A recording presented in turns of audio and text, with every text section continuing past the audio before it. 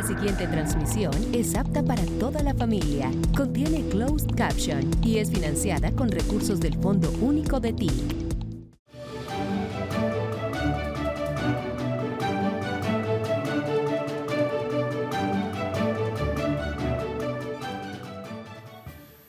Aquí, bueno, puedo comenzar con que una obra de arte literaria siempre es universal, siempre.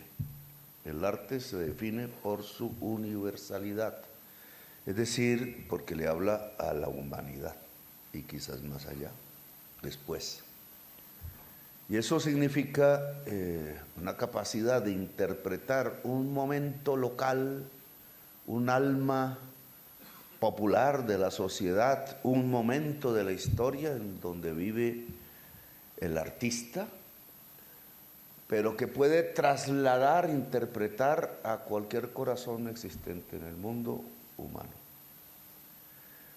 Y esa capacidad implica muchísima sensibilidad, muchísima. Un ser insensible no puede hacer arte. Y muchísima cultura también. Una capacidad de entender la palabra hablada, escrita, dibujada, bailada, teatral, etcétera, todas las formas del arte, que cada vez son más, se va diversificando de acuerdo también a las tecnologías, porque hay un impacto entre tecnología y arte, y logra el libro sobre todo transparentarse, transformarse en todas las demás formas de arte. Libros que se vuelven películas hermosas. Gabriel García Márquez es muy difícil. Aquí inauguramos lo que hizo Netflix alrededor de la obra de García Márquez, no sé si seguirá, pero a mí me encantó. Y 100 años de soledad, interpretar eso en película no es fácil. Y muchos fracasaron, pero también se puede interpretar en la pintura, se puede interpretar en el baile, se puede interpretar en el teatro, etc. Y eso es la gracia de la palabra escrita. En alguna oportunidad, y de ahí surge un poco la historia del libro en Colombia, un artista de la palabra escrita, de la palabra hablada, que asesinaron después, suele suceder en Colombia, inauguró la primera feria del libro en Colombia, en Bogotá. Algunas de esas ferias yo alcancé a ir desde adolescente y me tocó de alcalde inaugurarlas ya en un formato muy capitalista para mi gusto, pero me gustaban más los puesticos donde uno podía coger los libros, etcétera, que salieron de la 19, lo sacó un alcalde de ahí y después pasaron al Parque Santander, pero después se fue volviendo y transformando cada vez más en una mercancía. Eso, en ese entonces, Gaitán, alcalde de Bogotá, artista de la palabra hablada, inauguró la Feria del Libro donde se podía expresar la palabra escrita. Poco escribió Gaitán, pero sí lo habló. Y sus discursos embelezaban al pueblo que lo escuchaba en ese entonces, a tal punto que su asesinato desató una insurrección, sobre todo y en primer lugar en Bogotá, que fue saldada por centenares de muertos, fusilados con uniformes alemanes, 1948, después de la Segunda Guerra Mundial, y con fusiles alemanes.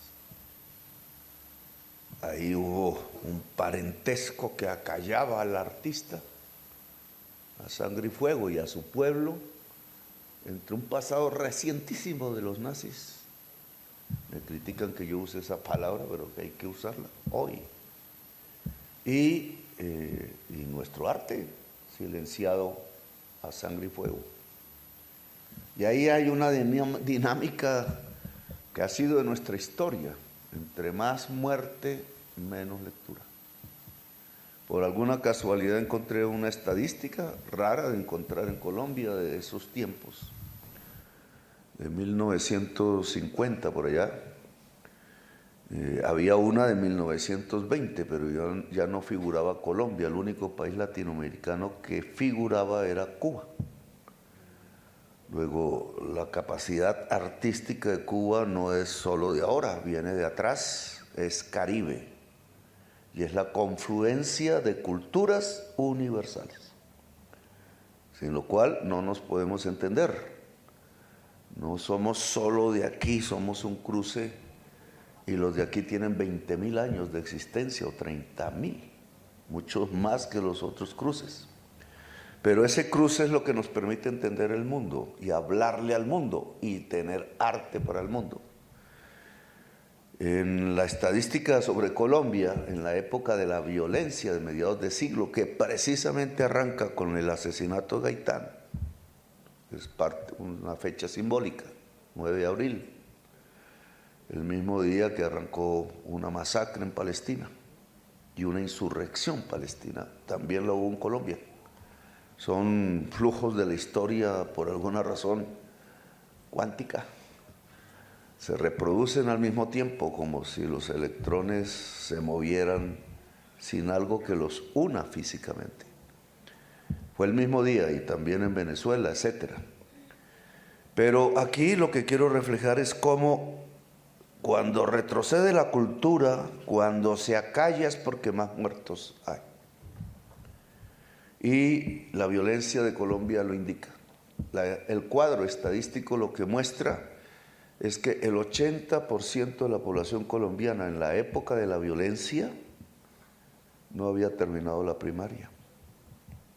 Luego todos los actores de esa violencia que se puede leer en libros, uno muy famoso hecho por la Iglesia y por sociólogos, donde estuvo Orlando Falsborda, La violencia en Colombia, 2 tomos, es un clásico.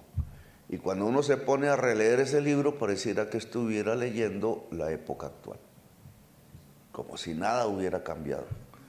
Pero el cuadrito la mayoría de los protagonistas de la violencia de medio siglo, sean del Estado, sean de las guerrillas liberales, sean de los pájaros que llamaban conservadores, todos, y sean de los muertos campesinos que fueron, según los datos, 300.000 de una población de 11 millones de personas, en ese entonces mayoritariamente rurales, no habían terminado la primaria.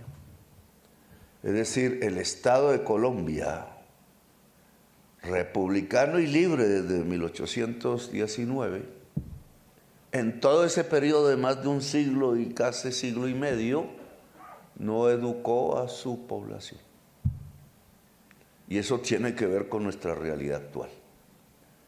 No abrió la escuela pública, no la generalizó como sí hicieron los revolucionarios franceses, que fueron los maestros ideológicos de los revolucionarios colombianos, que no hicieron una revolución. Simplemente cambiaron de dueños de haciendas y de dueños de esclavos. Y quedó interminada, y eso originó la cuna de nuestros problemas actuales. El esfuerzo por hacer saltar la educación pública se viene haciendo ahora. El gobierno Duque disminuyó en términos reales el presupuesto para la educación. Términos reales, porque la prensa no cuenta eso.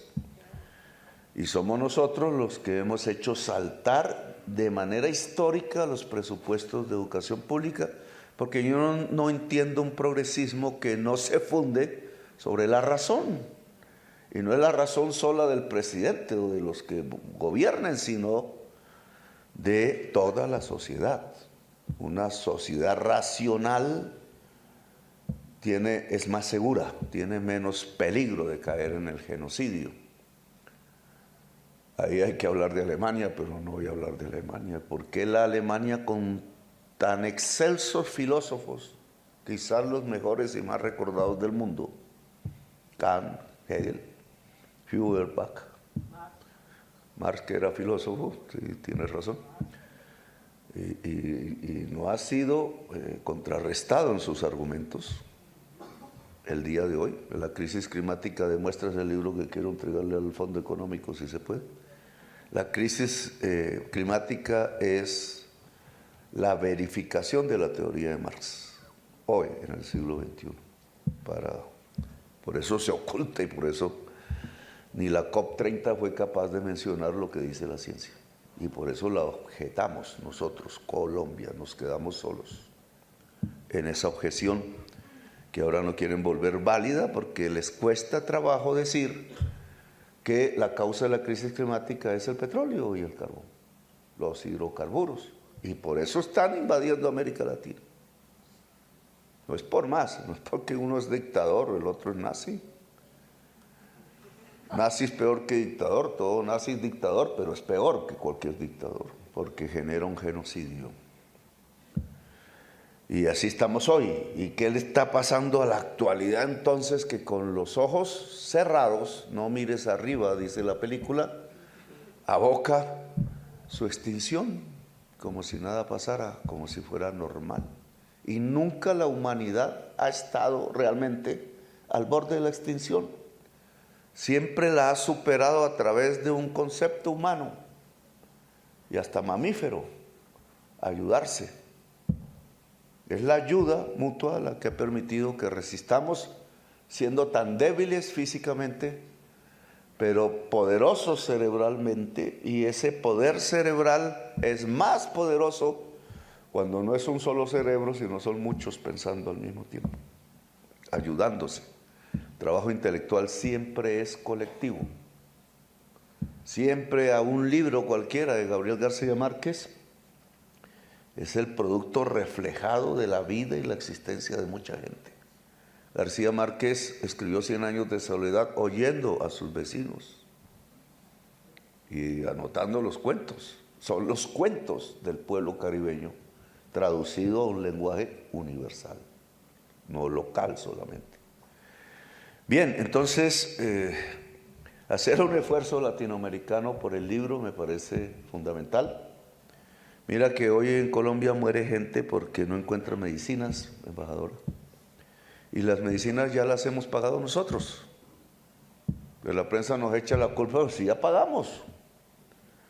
Y resulta que entre pagar la medicina y entregársela al enfermo que la necesita, hay unos codiciosos que la guardan para subirle 3 veces más el precio.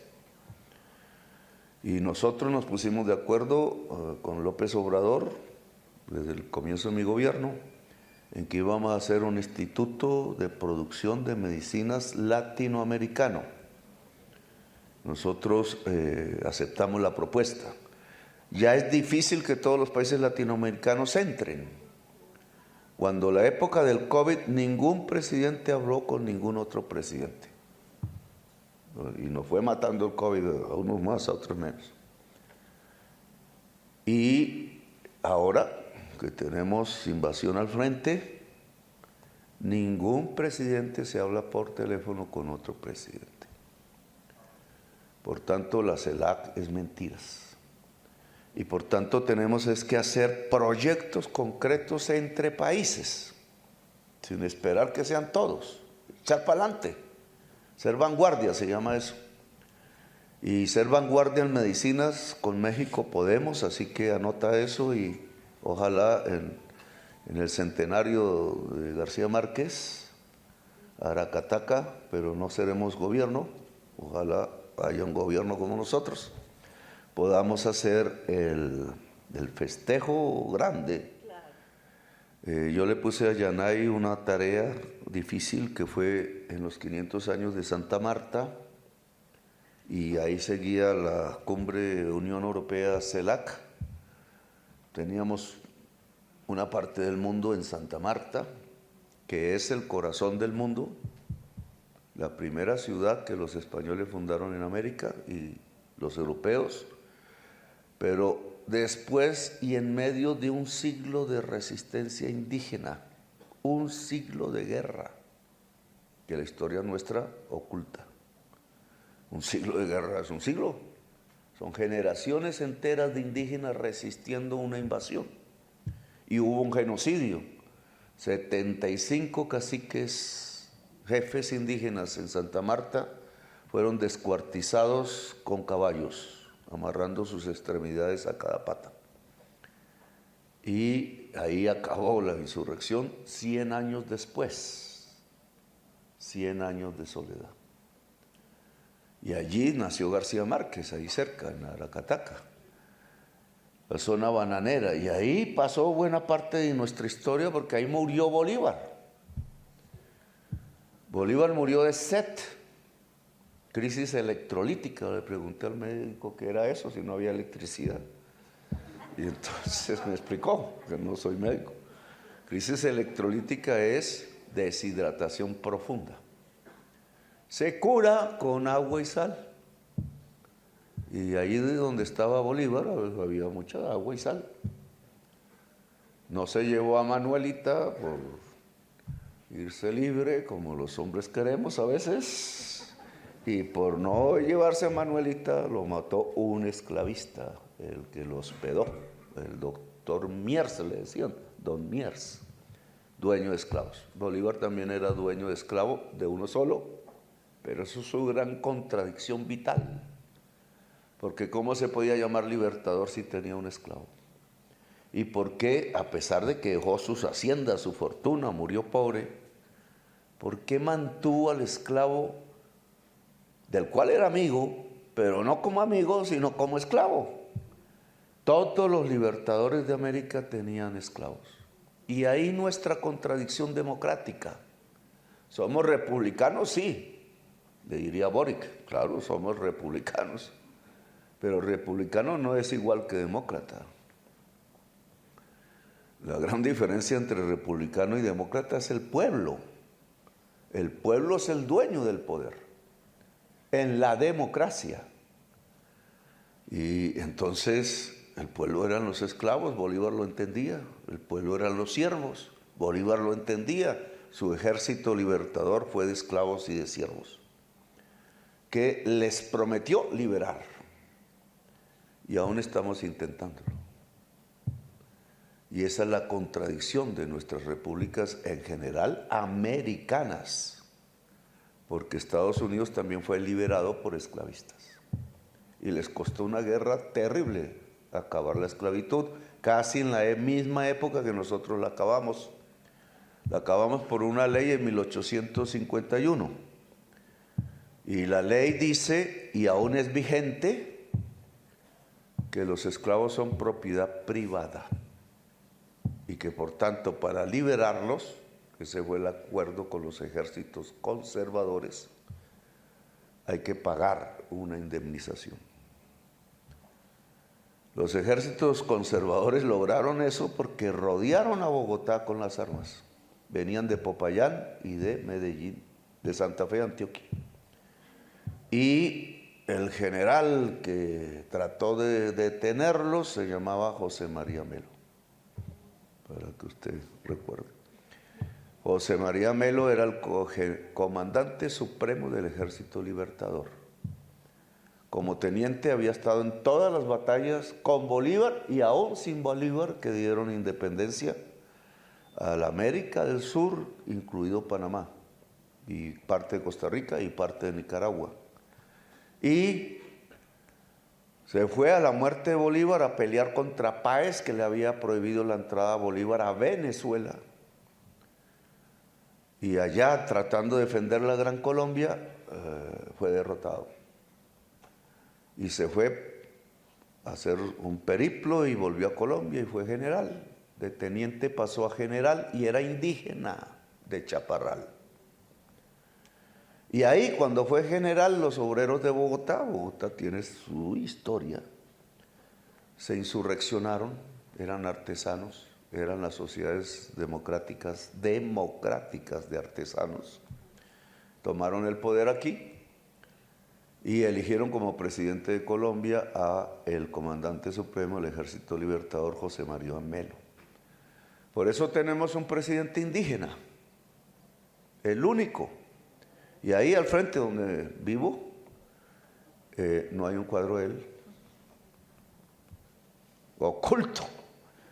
es de piel indígena y rostros indígenas. Y lo echaron de aquí, perdió su batalla en Facatativá, aquí, y los ejércitos conservadores lo expulsaron, no lo fusilaron. Y él se fue a Nicaragua y peleó contra un pirata que se quería quedar con Nicaragua y a El Salvador. Y después llegó a Chiapas, México, y allá defendió la revolución de Benito Juárez como buen bolivariano. Y los conservadores de allá lo fusilaron. Y está enterrado allá y no lo encontramos. Me he pedido allá a México que me ayude y me han ayudado. Hicieron un libro muy hermoso con la imprenta que deberíamos tener aquí. No es de esta colección, es de antes, pero es hermosísimo con el Archivo General de la Nación, que es el libro de José María Melo, de fotos, de lo que tenemos. No hay un monumento en Colombia de José María Melo, en cambio sí hay en Chiapas. Y el pueblo de Chiapas lo reconoce como su héroe y el pueblo de Colombia no sabe que existió, porque lo ocultaron, porque aquí les da pena a la élite de Colombia, ignorante, poco lectora, les da pena decir que hubo un presidente indígena en Colombia y que ese fue el último general del Ejército Libertador. Les da pena.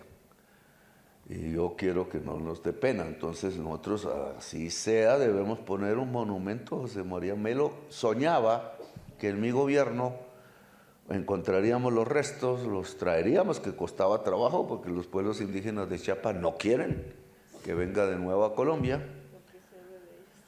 Pasó como con García Márquez. Y aquí pues quería un gran entierro con todos los pueblos indígenas del suroccidente de Colombia y lograr que fuera pues el héroe que debe ser en Colombia.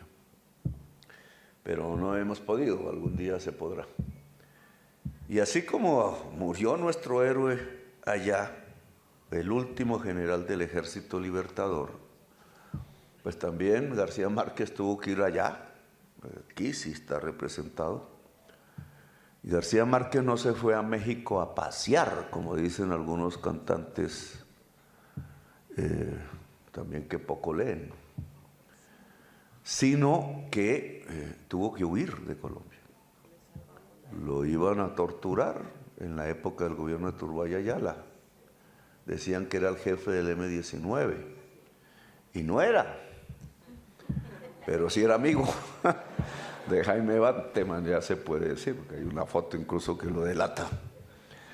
Y él era amigo por caribeño y porque entendía por qué Bolívar, y escribió un libro de Bolívar, en donde pone que se dormía debajo de un palo de mango, pero los mangos no habían llegado a Colombia todavía. Entonces debió ser un palo de otro tipo, pero refleja el sentimiento real bolivariano. Y caribeño, porque Bolívar es caribeño. Y la revolución aquí de independencia comenzó en un viaje, en un barco que los haitianos, que hicieron la revolución más grande de América y una muy importante en el mundo, le regalaron a Miranda y a Bolívar, y por primera vez en ese barco se izó la bandera tricolor, que no es los colores de la cara de una aristócrata rusa. Miranda no le gustaban y tenía su razón, no voy a decir por qué, pero la bandera es la bandera de Haití, con una franja amarilla arriba, que es el sol del Caribe. Y la bandera de Haití es roja y azul porque le quitaron el blanco, que era la bandera de Francia. Y le quitaron el blanco porque vieron que los blancos de Francia no decían igualdad, libertad y fraternidad para toda la humanidad, sino solo para ellos. Y tenían como esclavos a los haitianos. Bueno, yo me estoy alargando aquí en estas palabras, siempre me pasa. Pero hay otro héroe mexicano, él nacido en México, Texas, hoy Estados Unidos. Pero mexicano, porque Texas es un territorio invadido. No fue vendido, fue invadido. Igual California y todo el sur de los Estados Unidos. Y ahí sí un presidente latinoamericano no puede decir, devuélvanlo, nos lo robaron. En cambio, él sí puede decir del petróleo venezolano, devuélvanlo porque me lo robaron. ¿Cómo así? Pues yo digo, hagamos un pacto y nos devuelven los que nos quitaron y lo que ellos creen que les hemos quitado, que no les hemos quitado nada. Pues pongámoslos en la mesa de negociación, dialogada y de tú a tú, no con misiles sobre los pobres. Los mayores números de muertos de esos misiles son colombianos.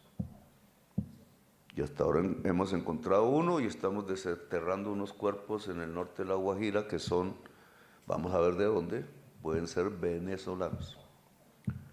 Por las corrientes y el estudio que hemos hecho de las corrientes, por qué llegaron al Puerto López, norte de La Guajira. Ese mexicano de Texas se llama Catarino Garza. Y él murió en Colombia. Una vez invadieron Texas, él no se fue de Texas. Y era el general que estaba allí. Él no abandonó Texas por la fuerza. Y se mantuvo ahí años y lo buscaban los Mariners para matarlo. Y no lo encontraban. Y desapareció. Nunca lo pudieron encontrar. Solo hasta que llegó a Colombia. Y él llegó a Colombia en nuestra frontera norte, que para aquel entonces, 1885, era Bocas del Toro.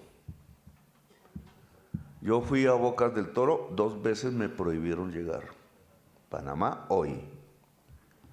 Bocas del Toro en Colombia, en esa época, era negra y es negra, igual que los sanandresanos, igual que los costarricenses del Caribe, igual que los hondureños del Caribe, igual que los nicaragüenses del Caribe, igual que los jamaiquinos, igual que los sanandresanos. Hacen parte de una misma cultura y ahí nos quieren berracamente como Colombia. Y ahí entendí por qué no me dejaban llegar. Se ponen la bandera de Colombia y se sienten gran colombianos, esa es la realidad. Y allí hay una fosa común, que es la que he querido también, y el presidente López Obrador lo logró para los mexicanos, y encontraron los huesos de Catarino Garza. Catarino Garza estaba enterrado ahí porque dirigió la toma del cuartel de la policía conservadora en Bocas del Toro. Y murió en el intento, todos murieron.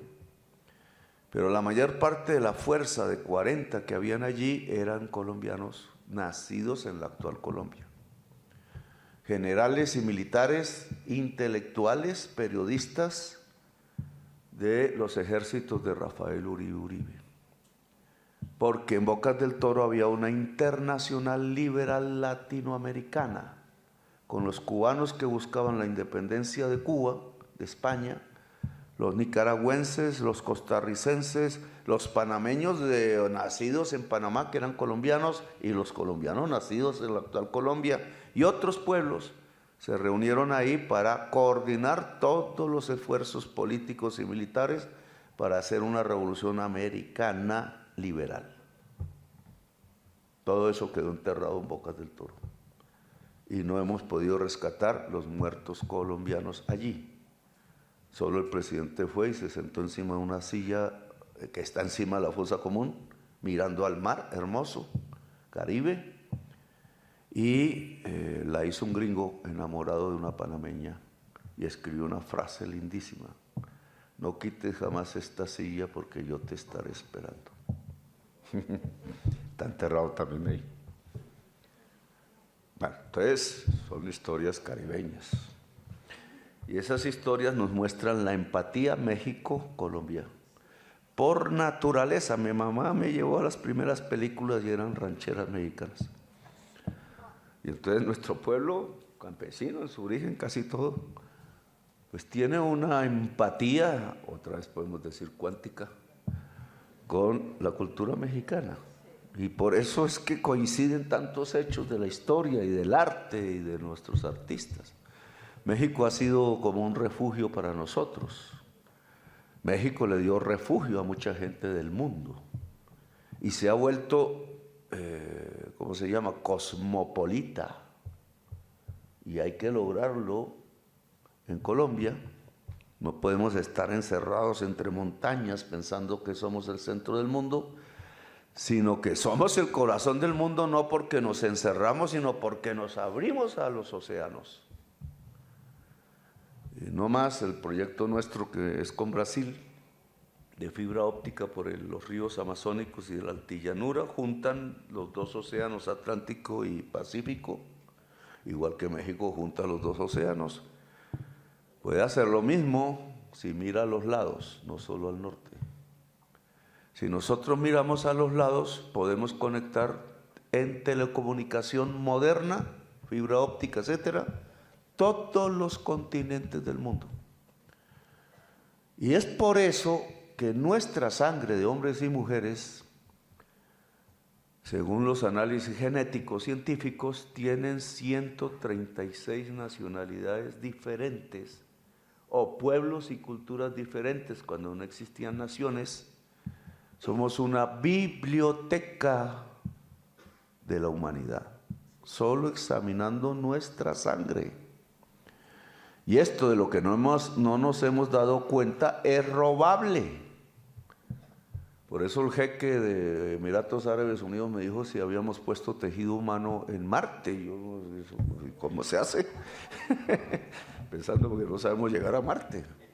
Pero ellos ya pagan, tienen plata, para poner tejidos humanos en Marte, en los aparatos esos que llegan. Y no es más sino para dejar la biblioteca genética de la humanidad en puntos hasta ahora alcanzables por nosotros, que permitan a otros, más adelante, quién sabe cuándo, saber de la historia humana. Y la parte de la humanidad que más podría enseñar de la historia humana somos nosotros. Podemos hablar del Imperio Romano, podemos hablar del mundo árabe, que fue la mayoría que entró en los barcos españoles a Colombia actual, primero que todo. Podemos hablar de África, podemos hablar de la Polinesia a través de nuestros ancestros de hace decenas de milenios. Podemos hablar de la América. ¿Cómo no vamos a hablar de la América con 30,000 años de estar aquí, en estos territorios? Según los murales de Chiribiquete, arte, Chiribiquete, arte de hace 30,000 años. Y viene un señor que tiene su familia menos de un siglo y nos echa. ¿Qué es eso? Pues falta de conciencia de nuestros propios ancestros. Nadie tiene el derecho de expulsar de ningún lugar de América a un pueblo que tiene 20,000 y 30,000 años de existencia en esta América. Nadie. Entonces las cosas hay que ponerlas en su orden, no importa el riesgo, porque al final es la razón lo que puede mover la humanidad y la política. Puede mover el corazón, la razón y el corazón. Es más poderoso que el misil y el dinero, la palabra y la multitud. Cuando la palabra y la multitud se juntan, no hay misil que valga.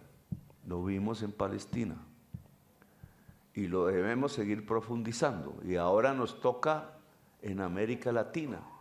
Y los árabes modernos, literarios, escritores, tienen como fundamento principal no un árabe, sino a Gabriel García Márquez.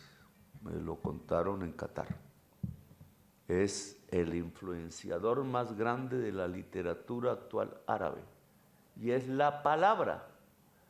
Claro, es porque García también tenía origen árabe. Y por eso podemos hablar. Y entendernos con el mundo. Y entendernos con el mundo es nuestra gran riqueza. Pero nos entendemos a partir de la palabra. Por eso que la Imprenta Nacional de Colombia compre las máquinas para que sean millones los libros, porque no las está comprando y tienen la plata guardada en bancos. Ministro, usted no es la responsable de esa imprenta, que debería, que los ministros del Interior se encargan es de hablar con congresistas y se le olvidan los libros. Entonces el Ministerio de Cultura tiene que tomar esa bandera, la más moderna y más grande rotativa. En la impresora de Colombia tiene que estar en la Imprenta Nacional. Y en la cartilla de la Comisión de la Verdad, como he prometido, que enseña nuestra historia contemporánea, que es otro genocidio. Desde el 9 de abril del 48 llevamos 700,000 muertos asesinados, según la comisión. Esa historia la deben leer los niños y las niñas de Colombia, todos, y los miembros del ejército, y de la armada, y de la policía, todos, y esos son 10 millones de impresiones. Y eso lo hace una máquina poderosa, lo puede hacer. Y podemos repartirlos, porque para eso tenemos la fuerza del saber y la fuerza pública juntas, porque juntar las armas y el libro pueden silenciar las armas, ojo. Y eso es algo que antes de irnos tenemos que lograr, ministra, porque es un hecho de paz y de cultura y de historia y de lograr que la niñez toda de Colombia se entienda, interprete y quiera nuestro país, porque este es el país de la belleza, aunque México nos compite en eso. Gracias, muy amables.